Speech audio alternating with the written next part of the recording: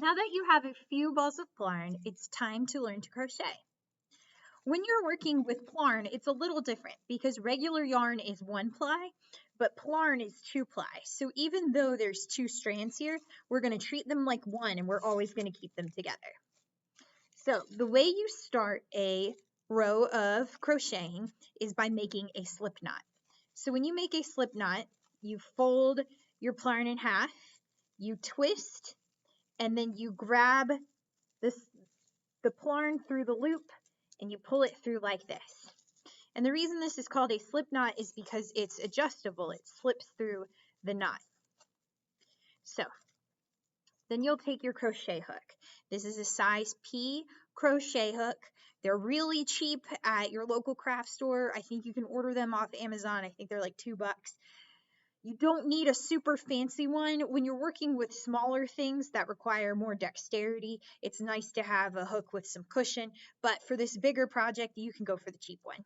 So you will slip your hook through the slip knot and you will pull that slip knot onto the hook. And you want to get it snug, but not super tight. It needs to be able to move up and down the hook. That's going to be kind of the theme as you go through this. You want your stitches to be snug, but not super tight. Otherwise, you won't be able to move in a fluid way, and that will get you frustrated. So, snug without being too tight. What we are going to do for our first row is a process called chaining. We are going to make a chain that is a little over 3 feet. And so 38 inches is perfect. It doesn't have to be exact, but we go a little over 3 feet. So here's how chaining works. When you crochet, you come from the left and work toward the right side. So you'll take this, you'll loop it from behind on the right side over the hook like that. So again, one more time. We're coming from the left. We're going to go from behind, loop it over the right side.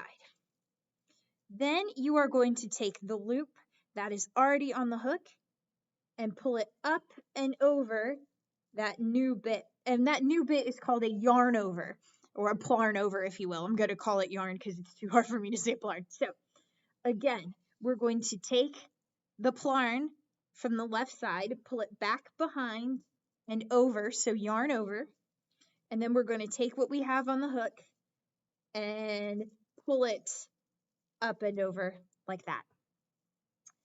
So again, pull, yarn over, up and over. And as you get the hang of this, you can start to go a little bit faster. One thing that helps is to keep tension in your hand that's holding the hook.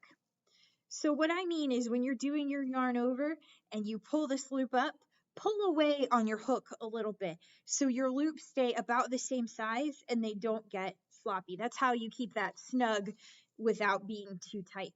So all your loops are going to be about the same size. So you're going to continue to chain like this, yarn over, and then pull through until you have a chain that is about 3 feet long, a little bit over. Now you can see that the chain I've been working on is a little over 3 feet. So now I'm ready to go to row 2.